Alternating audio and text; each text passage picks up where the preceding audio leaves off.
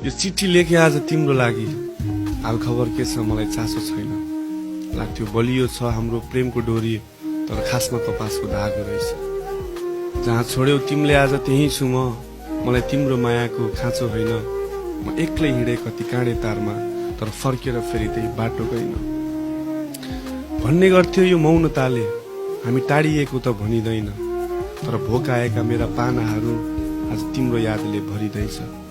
हिजो एउटै ढुङ्गामा सफर गर्यौं, हरेक छाल चिचोल्न सफल भयौं, तर हाम्रो मायाको सागर आज एक अर्को बिना पनि तरिँदैछ। मलाई याद छ तिमीले लिएका ती वचनहरू, हामीले सँगै कुरेको प्रेम कथालाई कहिलेसम्म म जतन गरौँ। तिमीलाई उज्यालो दिने त्यो टुकिरहेन, अब आफैलाई नै बदल्छ ऊ। तिम्रो स्वभावमा कुनै मुना थिएन, भन्न कसको लागि म मदन गर्नु।